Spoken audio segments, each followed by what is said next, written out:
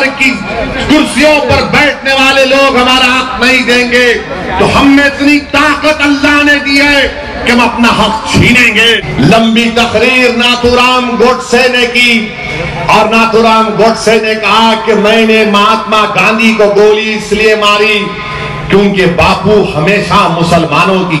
अगर तबरेज की जुल्म की दास्तान को बयान करना फिरका परस्ती है तो खुदा की कसम जब तक रब्बे कायनात मुझे जिंदा रखेगा।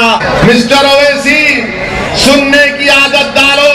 तो मैंने उठकर हिंदुस्तान के वजीर दाखिला से कहा कि आप उंगली नहीं दिखाना, हमको डरा नहीं सकते। और हिंदुस्तान के वजीर आजम नरेंद्र मोदी के बारे में क्या कहूं।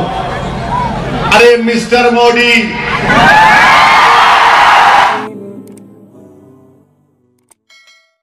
मैं हमारे बुजुर्गों से अपील कर रहा हूं कि जो ख्वाब आप अपनी जिंदगी में पूरे नहीं कर सके, मैं आपसे वादा कर रहा हूं कि इंशाअल्लाह ताला मजलिस इत्तेहादुल मुस्लिमीन आपके नौजवानों के लिए उन ख्वाबों को पूरा करेगी।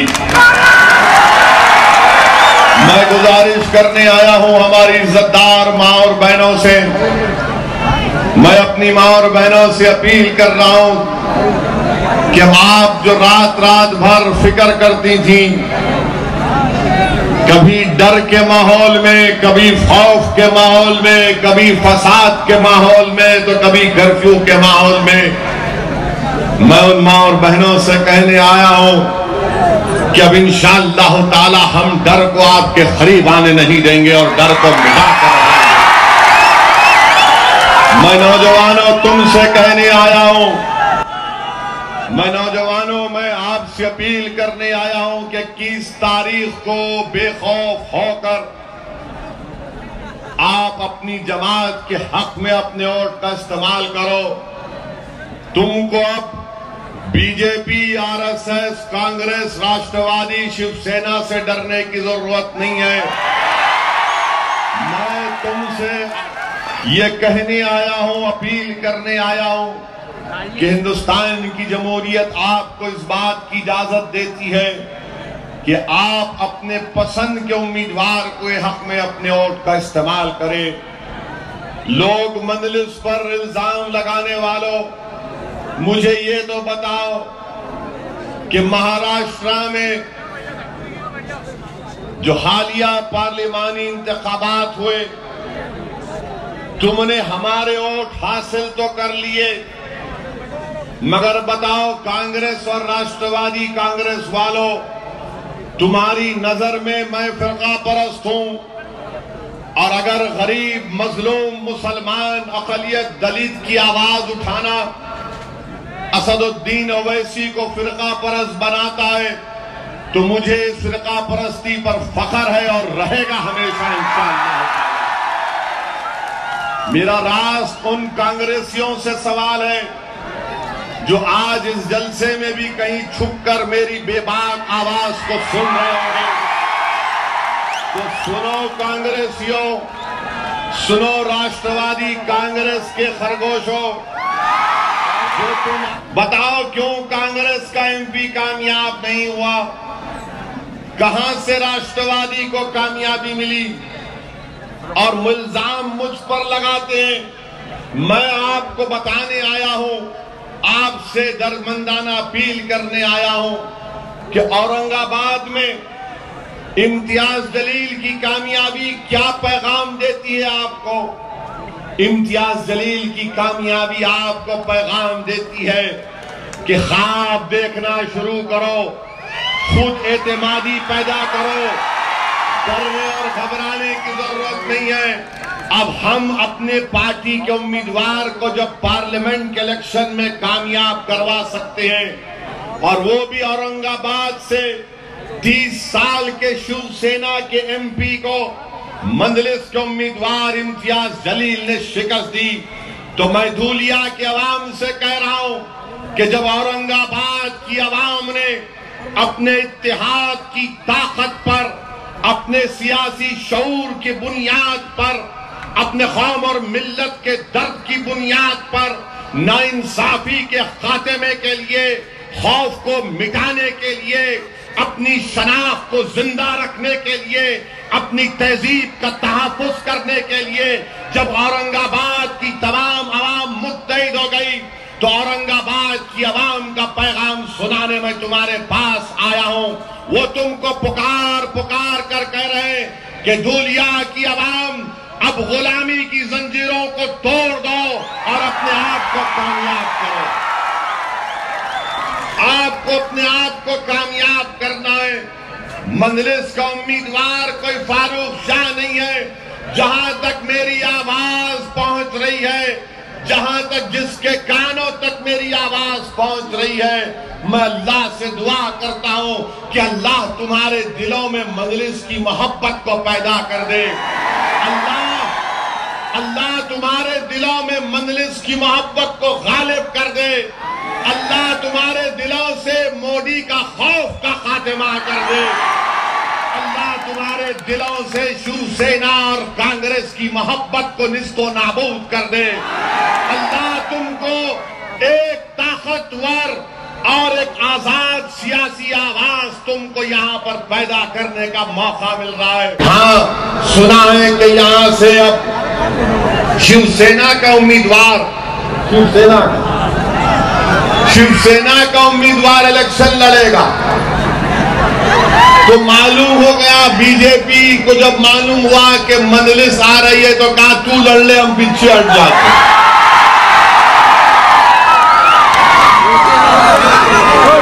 बहुत अच्छा किया आपने, बीजेपी नहीं लड़कर ये बता दिया कि मजलिस के उम्मीदवार से मुकाबला करने की सकत इनके पास नहीं। हिंदुस्तान के वजीर आजम नरेंद्र मोदी, उनकी पार्टी, उनकी तमाम इत्तेहादी पार्टियां ये समझती थी कि 2019 में जो मोदी की आंधी उठेगी उसमें सब खत्म होकर रह जाएंगे।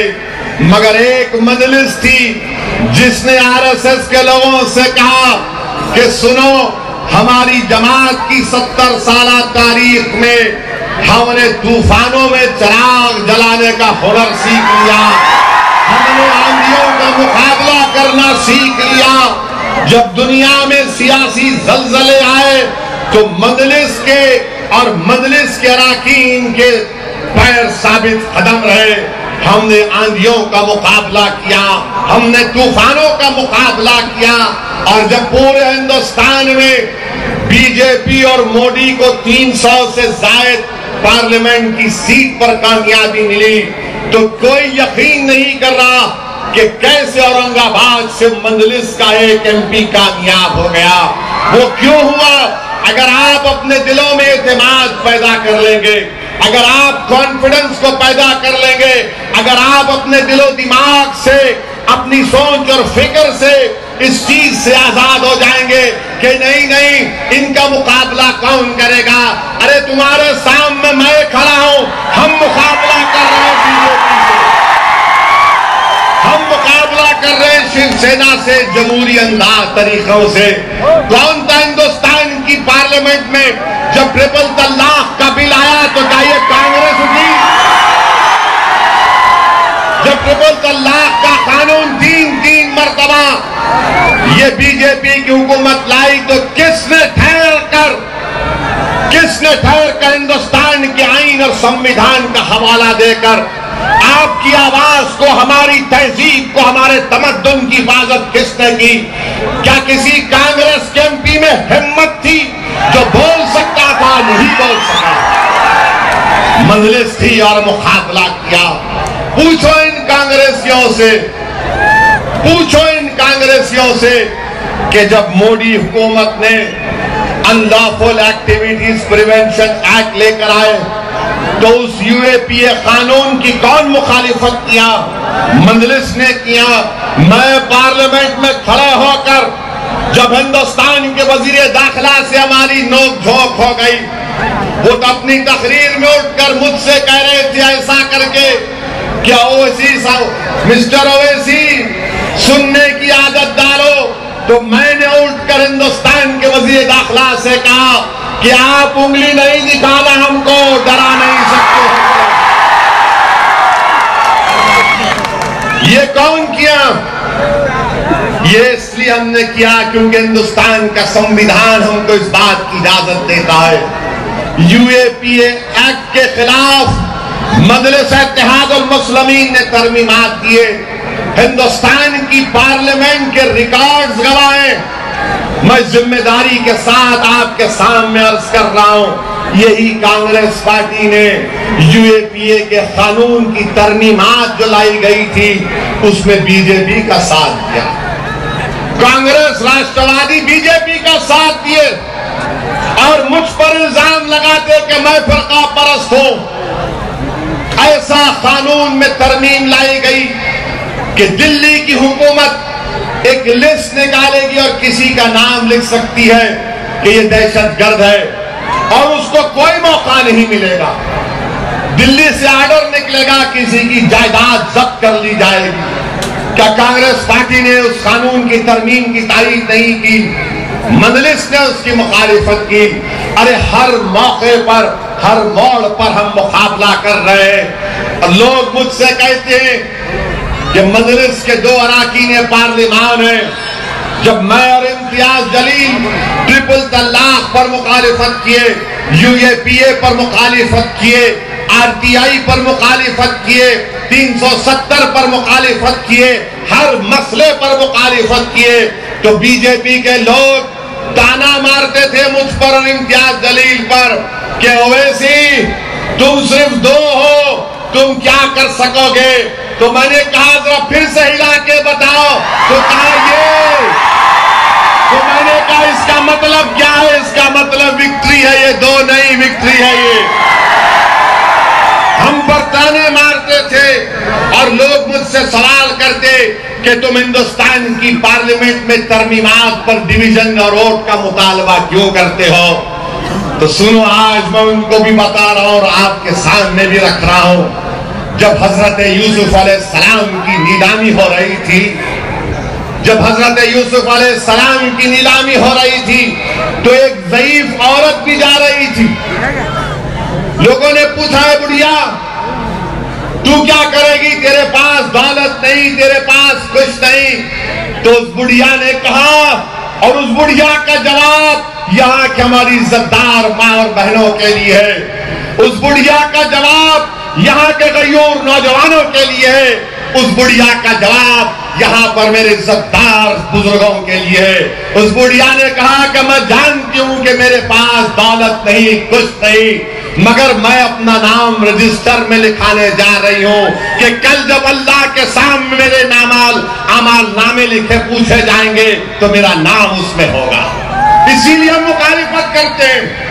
हजरत इब्राहिम को आग में डाला गया, एक गिरगुट आकर फूंक रहा था आग बड़े, और एक चिड़िया आकर अपने मुंह में पानी लाकर पानी डाल रही थी। तो लोगों ने पूछा क्या कर रही है? तो कहा मैं आग बुझाने का काम कर रही हूं, मैं आग बुझाने के लिए आया हूं, मैं आग बुझाने के लिए आया हूं, मैं दिलों से नफरत मिटाने के लिए आया हूं, मैं तुम्हारे दिलों में जो जज्बात छुपे हैं उसको अपनी जबान पर लाकर हुकूमत के ऐवानों में हम उसको पेश करते हैं। बताओ, महाराष्ट्र की विधानसभा में वारिस पठान और इम्तियाज जलील से हटकर किसने बेबाक तरीके से मिल्लत मजलूमा की बेबाक मसाइल को उठाया? कौन मिसाल दे सकता है? बताओ मेरे अजीज दोस्तों और बुजुर्गों, आज डरने और घबराने की जरूरत नहीं है। कांग्रेस पार्टी का हाल तो ऐसा हो चुका है, क्या बताऊं आपको। अगर एक कश्ती डूबती है, अगर समंदर में कश्ती डूबती है तो कश्ती का जो कैप्टन होता है, कप्तान होता है, वो तमाम लोगों को पहले बोलता है कि तुम अपनी जान बचाओ, कश्ती डूबने से पहले तुम इसमें बैठकर चले जाओ। कांग्रेस पार्टी वाहिद पार्टी है कि जब कश्ती डूबना शुरू हुई तो पहले कैप्टन ही कूद के भाग गए, पहले उन्होंने भाग गए, बोले नहीं कर सकता, मैं थक गया। और हम यहां पर तरोताजा आज भी है, मुकाबला कर रहे हैं। और कोई कांग्रेस पार्टी के लोग जो अपने बिलों में छुपकर मेरी आवाज सुन रहे हैं, सुनो मेरे दुश्मनों, मेरे सियासी जिंदगी का 25 साल का जो सफर रहा है, अल्हम्दुलिल्लाह ये कोई महलात या बागात में चलकर नहीं रहा है। मैं जेल को एक नहीं 5-5 मर्तबा गया हूं। मुझे पुलिस ने मेरे ही हल्के में अपनी लाठियों से एक नहीं 15 मिनट तक मुझे मारा। मेरे सर पर 18 टाके आए। मेरी पीठ की रीढ़ की हड्डी में गैप पैदा हो गया। मैं यहां तक अगर आया हूं तो तकालीफ और काक और खून के दरियाओं से गुजर कर यहां पर आया हूं। मैं तुम्हारे कैप्टन की तरह, तुम्हारे लीडरों की तरह, तुम्हारे उन तमाम कैदीन की तरह मैं रेशमी रुमाल या फिर मलमल में यहां पर चलकर नहीं आया हूं। मेरे भाई, मैं तकलीफ जानता हूं, मैं नाइंसाफी को महसूस कर सकता हूं, मैं डिस्क्रिमिनेशन को समझ सकता हूं, क्योंकि हमने महसूस किया, हम देख रहे हैं दिन रात, और हमको इसका मुकाबला करना है। सरेआम बीजेपी कह रही है, हिंदुस्तान के वजीर दाखिला कह रहे हैं कि हम पूरे मुल्क में एनआरसी को लागू करेंगे। हम वजीर दाखिला से कहना चाह रहे हैं कि मिस्टर अमित शाह, आपके नाम में शाह जरूर है, मगर याद रखिए हिंदुस्तान का संविधान बादशाह है और बाबा साहेब अंबेडकर का बनाया हुआ संविधान किसी को भी हिंदुस्तान की सिटीजनशिप मजहब के नाम पर नहीं देता। बीजेपी खुलेआम कह रही है कि हम एनआरसी लाएंगे, सिटीजन अमेंडमेंट बिल को लाएंगे और मुसलमान को छोड़कर सबको शहरियत देंगे। ये हिंदुस्तान के संविधान के खिलाफ है। हम मुकाबला करेंगे, जमहूरी अंदाज तरीकों को अपनाएंगे।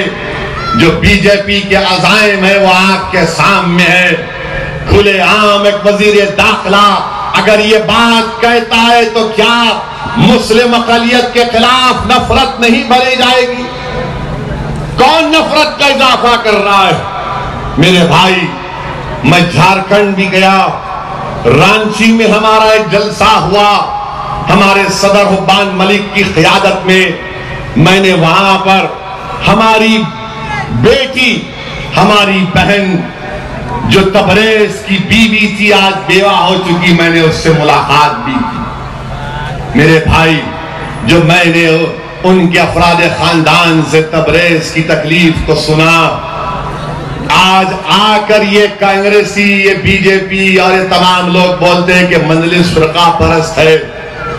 कल 2 अक्टूबर को महात्मा गांधी की गांधी जयंती मनाई गई। 150 साल बापू की पैदाइश को होकर हो गए, और हिंदुस्तान के वजीर आजम नरेंद्र मोदी के बारे में क्या कहूं? अरे मिस्टर मोदी,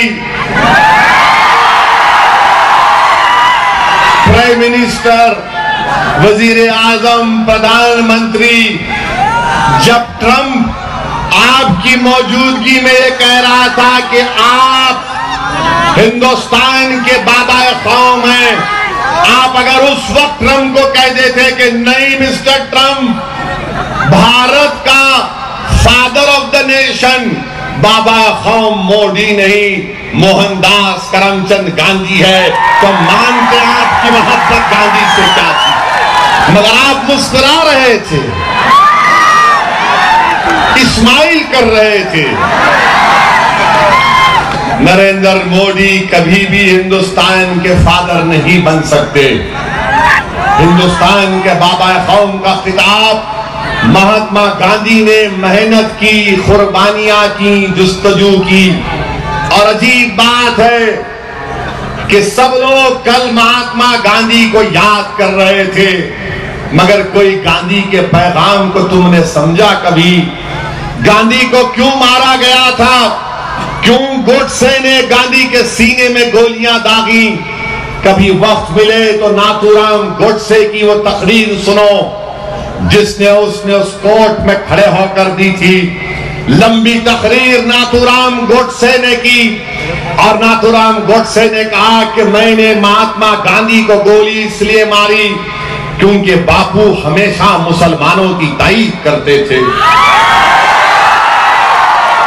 और महात्मा गांधी को गोली मारने से पहले जो महात्मा गांधी ने सत्याग्रह या भूख हड़ताल की, क्या था मुतालिबा कि खुतबुद्दीन बख्तियार काकी रहमतुल्लाह अलैह की दरगाह को तामीर किया जाए, वहां पर उर्स हो।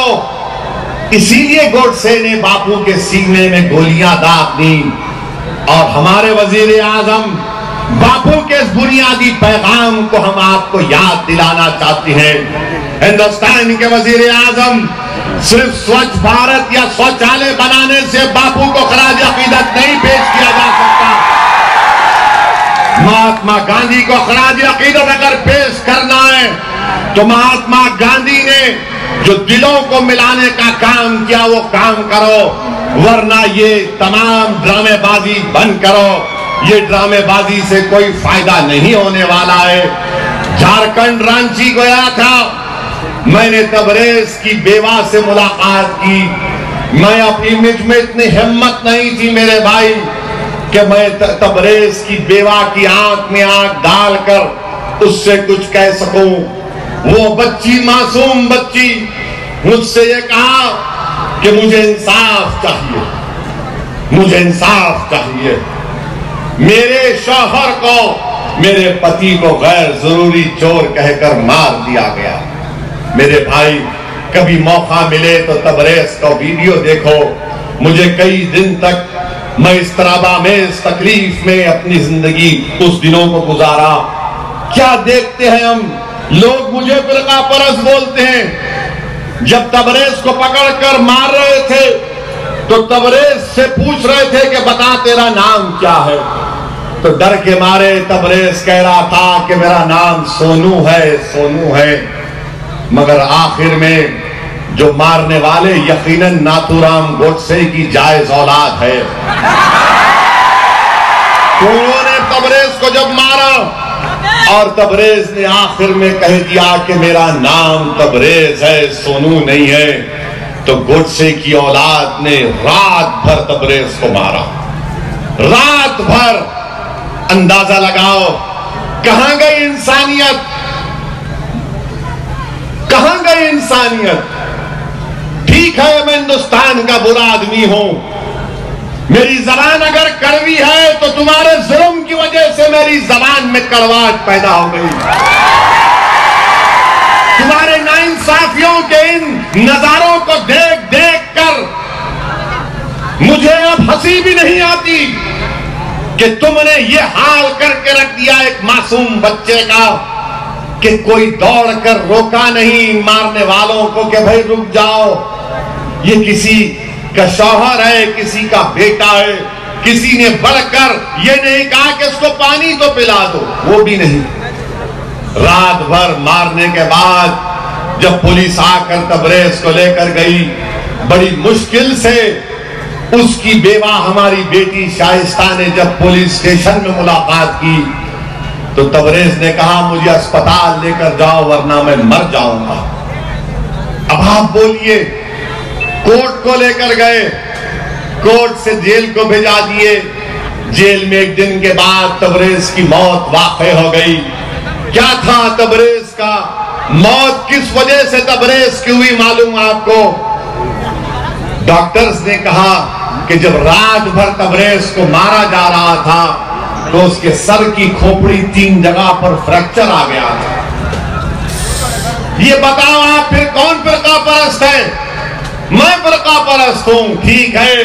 अगर तबरेज की जुल्म की दास्तान को बयान करना फिरका परस्ती है तो खुदा की कसम जब तक रब्बे कायनात मुझे जिंदा रखेगा मैं जुल्म के खिलाफ, नाइंसाफी के खिलाफ बोलता रहूंगा इंशाअल्लाह।